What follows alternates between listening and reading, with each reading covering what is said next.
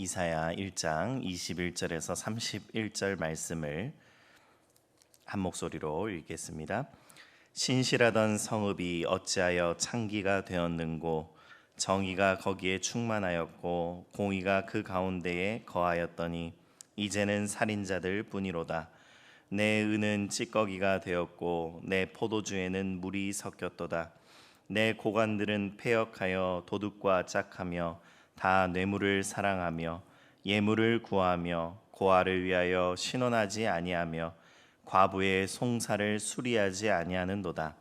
그러므로 주 만군의 여호와 이스라엘의 전능자가 말씀하시되 슬프다. 내가 장차 내 대적에게 보응하여 내 마음을 편하게 하겠고 내 원수에게 보복하리라. 내가 또 내 손을 내게 돌려 내 찌꺼기를 잿물로 씻듯이 녹여 청결하게 하며 내 혼잣물을 다 제하여 버리고 내가 내 재판관들을 처음과 같이 내 모사들을 본래와 같이 회복할 것이라. 그리한 후에야 내가 의의 성읍이라 신실한 고울이라 불리리라 하셨나니 시온은 정의로 구속함을 받고 그 돌아온 자들은 공의로 구속함을 받으리라. 그러나 패역한 자와 죄인은 함께 패망하고 여호와를 버린 자도 멸망할 것이라. 너희가 기뻐하던 상수리 나무로 말미암아 너희가 부끄러움을 당할 것이요 너희가 택한 동산으로 말미암아 수치를 당할 것이며 너희는 잎사귀 마른 상수리 나무 같을 것이요 물 없는 동산 같으리니 강한 자는 사모라기 같고 그의 행위는 불티 같아서 함께 탈 것이나 끌 사람이 없으리라. 아멘. 이사야는 예루살렘의 변질을 비유로 묘사하고 있습니다.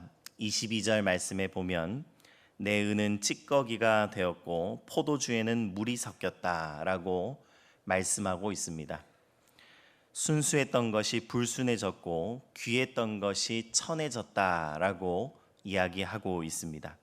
그리고 이러한 부패는 특별히 사회의 지도자들에게 이 문제가 가장 선명하게 나타나고 있다라고 이어서 말하고 있습니다. 23절 말씀입니다.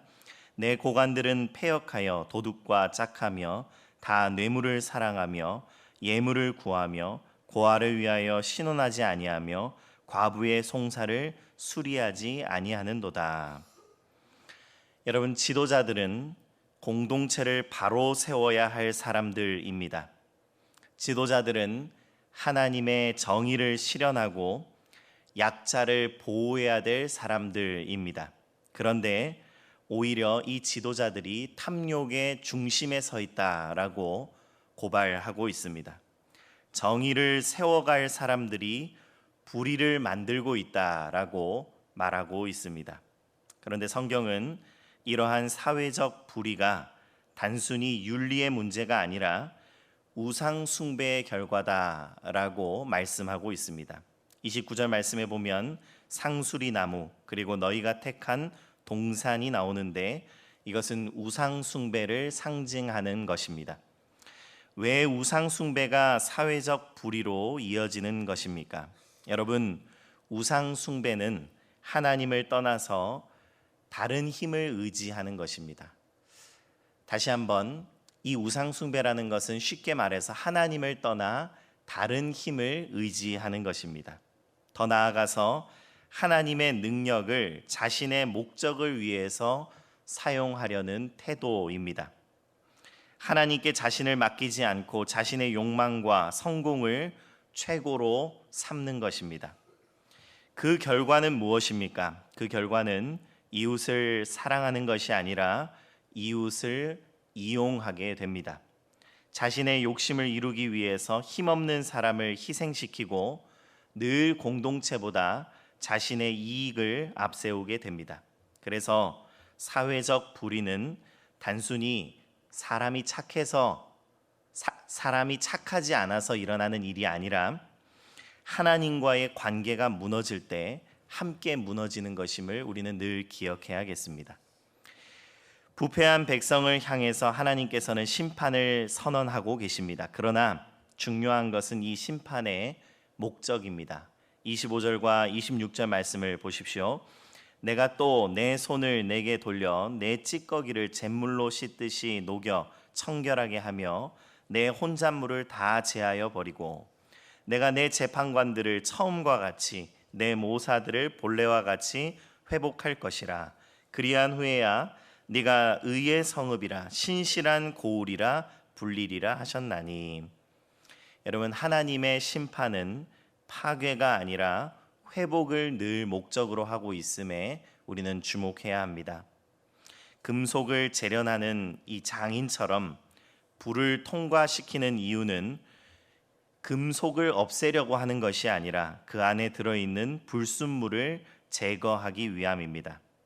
하나님께서 제거하려고 하시는 것은 그의 백성들이 아니라 백성들 안에 자리 잡은 죄임을 우리는 분명히 목격해야 합니다. 27절 말씀에 시온의 정의로 구속함을 받고 그 돌아온 자들은 공의로 구속함을 받으리라. 시온이라 이름 불려지고 있습니다. 시온이라는 이름 그 자체가 이미 회복될 하나님의 백성을 가리키고 하나님의 목적과 하나님의 소망을 담고 있는 이름입니다.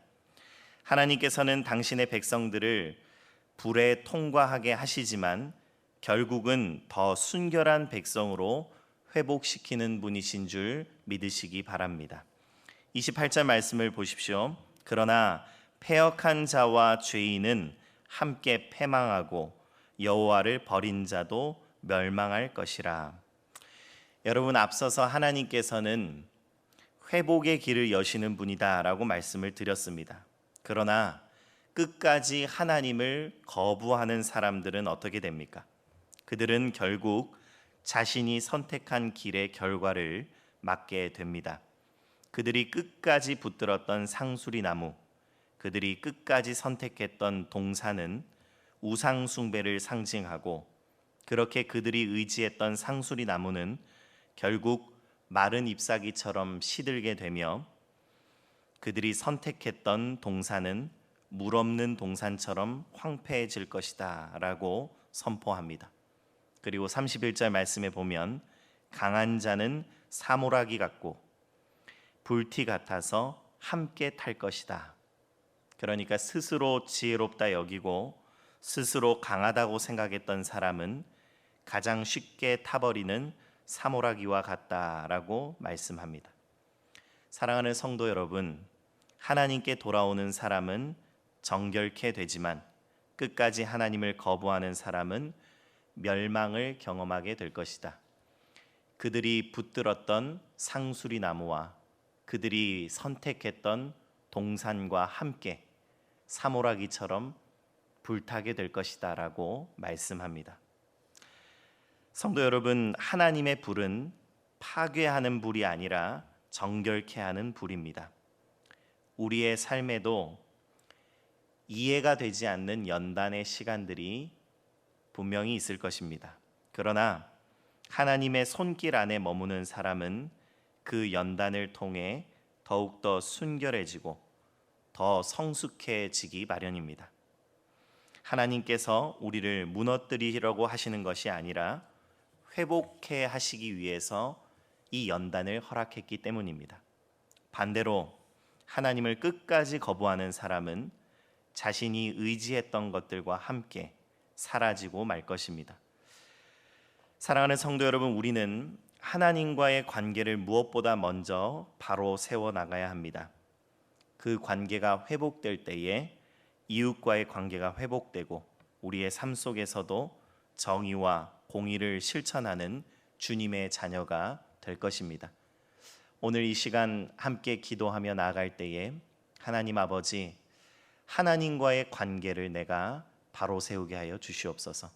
내 안에 있는 모든 우상들을 내치시고 나를 연단케 하셔서 나를 정결케 하여 주시옵소서.